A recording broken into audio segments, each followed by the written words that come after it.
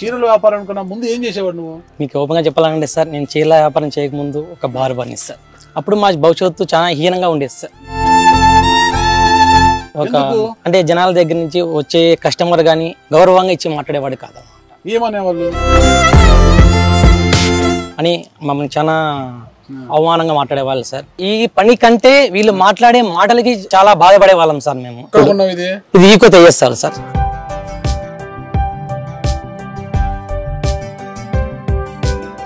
ఈ బండి కొన్నప్పటి నుంచి నా జీవితమే మారిపోయింది సార్. ఎంతగా మారిపోయిందంటే ఈకో తేజస్ బండి తీసుకున్నప్పుడే నేను ఒక చిన్న ఇల్లు కట్టుకోగలిగాను. హలో నమస్తే. నమస్తే సార్. ఎలా ఉన్నావు? ఎలా ఉంది వ్యాపారం? దేవుని దగ్గర చాలా బాగుంది సార్. చాలా బాగుంది. నీ పేరు? నా పేరు గంగాధర్ సార్. గంగాధర్. ఓకే. ఎంత చదువుకున్నావు గంగాధర్? సార్ నేను 10th pass sir. Inter discontinue. అవును సార్. ఓకే గంగాధర్, ఇప్పుడు ఎక్కడ చూసినా వ్యాపారాలు బాగా జరుగుతున్నాయి. ఈ చీరల వ్యాపారం చాలా చిన్న వయసు కనిపిస్తుంది నీకు. చీరల వ్యాపారం కన్నా ముందు ఏం చేసేవాడు నువ్వు? మీకు ఓపెన్గా చెప్పాలంటే సార్, నేను చీరల వ్యాపారం చేయకముందు ఒక బార్ బర్ని సార్. ఒక బార్ బర్ని సార్. మంగళ పని చేసేవాళ్ళం సార్. అప్పుడు మా భవిష్యత్తు చాలా హీనంగా ఉండేది సార్. ఒక అంటే జనాల దగ్గర నుంచి వచ్చే కస్టమర్ కానీ గౌరవంగా ఇచ్చి మాట్లాడేవాడు కాదన్నమాట. ఏమనేవాళ్ళు? లే రారా, లే వచ్చి గడ్డం చేసారా లే అని మమ్మల్ని చాలా అవమానంగా మాట్లాడేవాళ్ళు సార్. జనాల దగ్గర రెస్పెక్ట్ లేదు. రావడము, మమ్మల్ని ఎట్లా మాట్లాడము, సరే కూర్చొని లే మంగళవాడ రాలే వచ్చి గడ్డం తీసుకురావడం, సరదాగా మాట్లాడడం కూడా లే మంగళవాడ రాలే అనేది.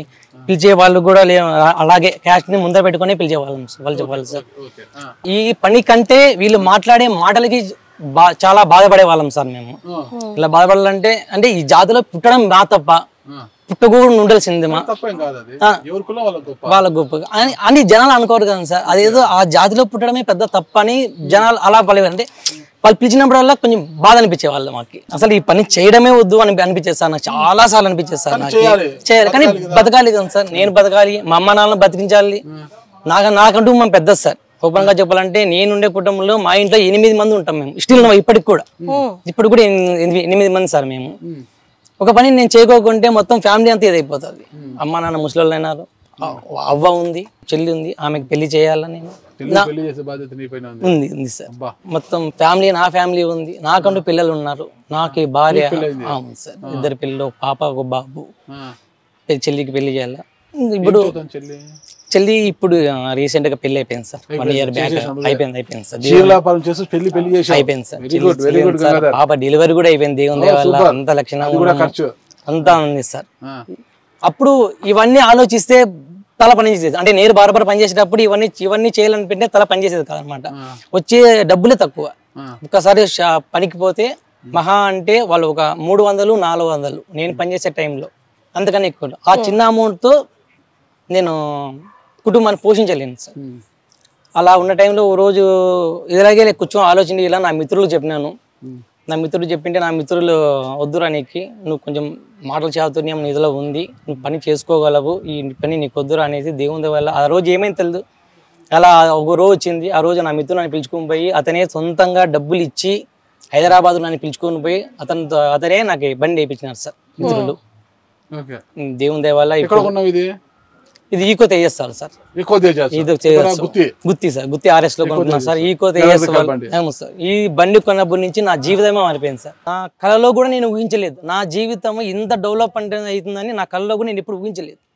ఇప్పుడు ఫ్యామిలీ సూపర్. అమ్మ నాన్న అవ్వ చెల్లి, నేను, నా భార్య, నా పిల్లలు దేవుని దయ వల్ల ప్రైవేట్ స్కూల్లో చదువుతున్నారు. ఒక సొంత ఇల్లు. ఈకో తేజస్ బండి తీసుకున్నప్పుడే నేను ఒక చిన్న ఇల్లు కట్టుకోగలిగాను. ఇల్లు కూడా కట్టుకున్నాను దేవుని దయ వల్ల. అంత వెల్ సెటిల్ మేడం ఇప్పుడు ఇప్పుడు చాలా హ్యాపీగా ఉన్నాను. 1000 to 10,000 మినిమం 5,000 మినిమం 5,000 రూపాయలు ఈజీగా సంపాదించేస్తాను నేను. 5,000 అనేది మినిమం. బయటికి మార్నింగ్ 10కి వస్తాం బయటికి. టిఫిన్ చేసేసి లక్షణ స్నానం గిరం చేసుకొని సేమ్ ఒక గవర్నమెంట్ ఎంప్లాయీ ఎలా బయటకు వస్తాడో అదే రీతిలో మేము బయటకు వస్తాం. ఈజీ. వాళ్ళకన్నా ప్రజలు ఉంటాయేమో సార్, మాకు ప్రజలు ఏముండవు. కస్టమర్లు వస్తారు, వాళ్ళతో హ్యాపీగా మాట్లాడేస్తాం. మేము మంచిగా మాట్లాడేస్తాము. వాళ్ళ సమస్యలు కూడా మాకు చెప్పుకుంటారు బాగా. వాళ్ళతో హ్యాపీగా ఉంటాము. ఎట్లంటే సొంతం అక్క చెల్లెలతో ఎట్లా ఉంటామో యాజ్ ఇట్ గా వాళ్ళతో అలాగే ఉంటాం మేము. కరెక్ట్ గా 1:32 టు డెడ్ లైన్. ఇంకా అక్కడికి ఇంటి భోజనానికి వచ్చేస్తాము. భోజనానికి రావడమో లేకుండా క్యారీ తీసుకోవడము, నలుగురు ఫ్రెండ్స్ ఒక స్టే చేసుకోవడము, అక్కడ తినడము, నలుగురు మాట్లాడుకోవడం. కరెక్ట్గా 4-4:30కి బయట తీస్తాం బండి. Same as it is government ఉద్యోగుల టైమింగ్సే యాజ్ ఇట్ ఈస్. 4-4:30కి మనం ఓపెన్ తీసేసి 7 క్లోజ్ అయిపోతుంది. 7-7:30కి క్లోజ్ అయిపోతుంది సార్. ఇంటికి వచ్చేస్తాము, సర్దుకుంటాము, అన్నం తినడం, పనుకోవడం. జిందగీ లైఫ్. ఇప్పటికి ఈ ఈకో తేజస్ బండి వచ్చినప్పటి నుంచి లైఫ్ జిందగీ చాలా బాగుంది సార్. ఇంతమంది వేరే వ్యాపారం చేస్తా అండి. ఒకవేళ ఒక అర్ధ గంట సేపు లేట్ అయినా కూడా లైట్లు వేసుకుంటాం సార్. లైట్లు వేసుకుని వ్యాపారం చేసుకుంటాం లక్షణంగా. ఉన్నది ఒకటే జిందగీ, ఒకటే జిందగీ. ఆ జిందగీని బిందాస్ చేసుకుంటున్నాం సార్. అది ఇప్పుడు ఈ బండి వచ్చినప్పటి నుంచే ఈకో తేజస్ బండ్లు వచ్చినప్పటి నుంచే అసలు మా జీవితాలు నిజంగానే మారిపోయినాయి సార్. ఇప్పుడు ఇంతకుముందు దుబాయ్ బండ్లో మేము వ్యాపారం చేస్తుంటాం సార్. మహా అంటే 1 సందు 2 సందులు. ఆ సందులో వ్యాపారం అయిందంటే ఆ రోజు వ్యాపారం అయినట్టు, లేదంటే కాదు. ఇంకా ఇక క్లోజ్ ఆడో డి ఆడో అంతే. ఇది అట్లా కాదు. ఈ రోజు వ్యాపారం ఇక్కడ అయిందా అయినట్టు, లేదా ఇంకా 4 వేలు జంప్ చేసుకుని పోయి అక్కడ వ్యాపారం. కానీ టార్గెట్ మాత్రం కంపల్సరీ. ఇప్పుడు అన్నయ్య అన్న అసలు ఇప్పుడున్న రెస్పెక్ట్ అదే ఈ ఈకో తేజస్ ఇంకా 10 ఏళ్ళ ముందు మాకు ఎందుకు రాలేదురా అనుకున్నాం. చాలా సార్లు అనుకున్నాం మేము. అప్పుడే వచ్చింటే మా జీవితాలు ఇంకా బాగున్నాయి, ఇప్పుడు ఇంకా డెవలప్మెంట్ అవుతున్నామేమో. ఒక ఇల్లు ఉంది, ఇంకా 2-3 ఇల్లు కట్టించుకుంటాం మేము. అలా ఎన్నోసార్లు అనుకున్నాం సార్ మేము. ఇప్పుడు రెస్పెక్ట్ ఇవ్వడం కానీ, మాట్లాడడం కానీ, వాళ్ళు కస్టమర్ అక్కలు లేడీస్ కదా సార్ మేము అమ్మేది, వాళ్ళు భర్తలు కూడా మా రెస్పెక్ట్ గా మాట్లాడతారు బాగా. 1 రోజు 2 రోజు రాకుండా ఏనా ఈ మధ్య కనపడడం లేదు అనడం కానీ, అక్కలు కూడా ఏనా ఈ మధ్య కనపడడం లేదు, నువ్వు 2-3 అంటే హెల్త్ బాగాలేదని అడగడం కానీ. మామూలుగా మేము ఉన్నప్పుడు ఇంటి పక్కన కూడా మేము మా పని చేసేటప్పుడు ఇంటి పక్కన వాళ్ళు కూడా ఏ నీకు ఆరోగ్యం బాగాలేదు అనేవాళ్ళు కాదు.